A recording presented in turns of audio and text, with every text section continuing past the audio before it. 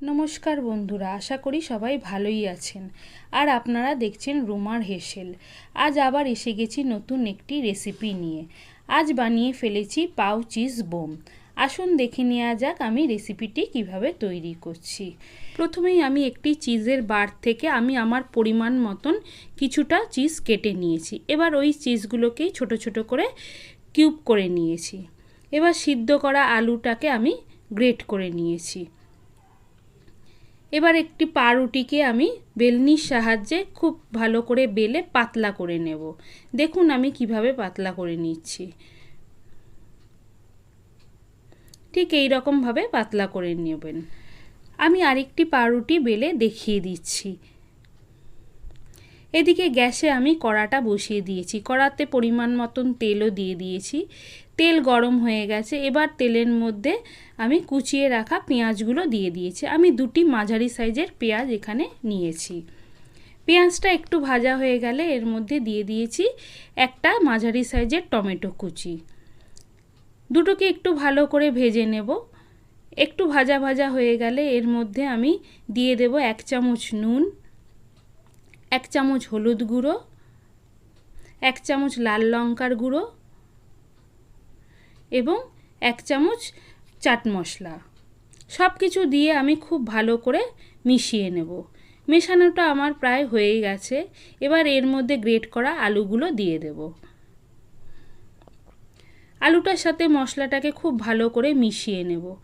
মশলাটা আমার প্রায় মেশানো হয়ে গেছে। এবার ওপর থেকে আমি দিয়ে দেব কুচিয়ে রাখা ধনেপাতা। সব কিছু একটু ভালো করে মিশিয়ে নেব।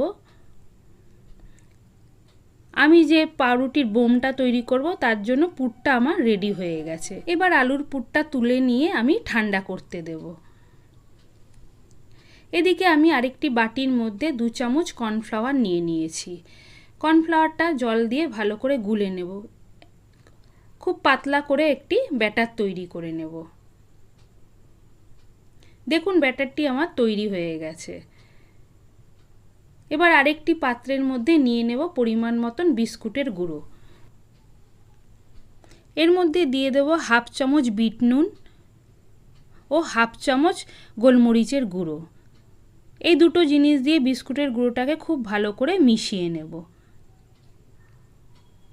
এবার আলুর পুরটা যেটা আমি তৈরি করেছিলাম সেটি গোল করে একটি বল তৈরি করে নেব। এবার বলটা মাঝখানে আমি একটি চিজের কিউব ঢুকিয়ে দেব।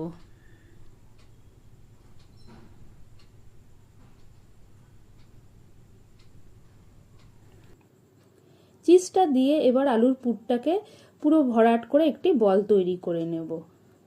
এবার একটি পাউরুটি দিয়ে সেই আলুর পুরটাকে পুরোটা মুড়ে নেব।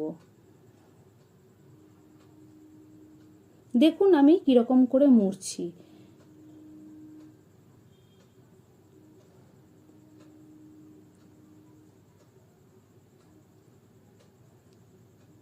এইভাবেই সমস্ত বলগুলো আমি তৈরি করে নেব।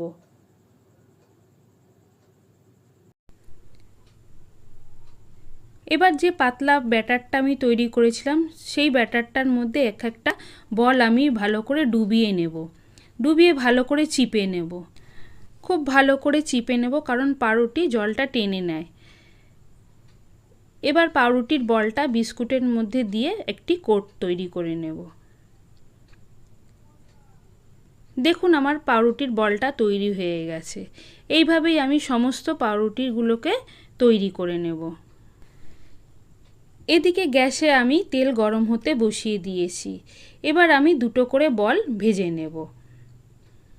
একটু লাল করে ভেজে নেব। দেখুন ভাজাটা আমার হয়ে গেছে।